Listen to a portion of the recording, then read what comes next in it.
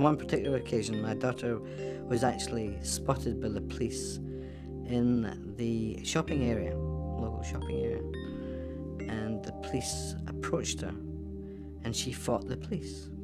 She kicked in the doors of the police car. She tried to kick out the window of the police car, and she had to be restrained by 2 burly cops. I get the inevitable phone call, would you mind coming down and picking up your daughter? On the way home, I was talking to my daughter and I was looking for answers. And she had the old blank look in the face, like, I'm not listening to you, you can get lost, I don't want to talk to you, shut up. And I was getting very frustrated. And I was driving, and she was on my left-hand side, obviously, and I smacked her leg with my hand. That was the only thing. I was to try and get her attention. Listen, girl, I'm talking to you, listen to me. And that's the only time I touched her. Next thing I knew was that there was a policeman at the door. And he asked me to accompany him, and I said, well, I've got things to do. He says, no, this is serious, you have to accompany us. And we went to the SIF's office, and this lady was asking me lots of questions. And the old joke questions like, how often do you still beat your daughter? And I said, I've never beaten my daughter.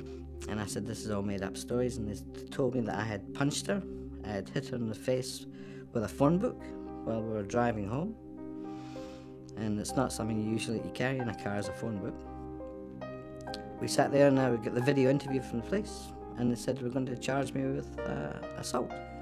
In an attempt to reassure Kiwi parents, Prime Minister John Key promised to fix the law if it was shown that good parents were being criminalised. If you lightly smack a child, you shouldn't be prosecuted, and you certainly shouldn't be investigated.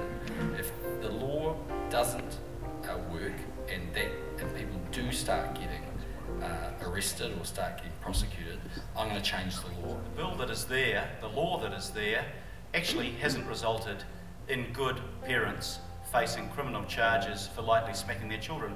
If it was, there wouldn't be a Member of Parliament that would support it. A smack on the leg of a child as they're driving along because she's just told the cops to stuff off.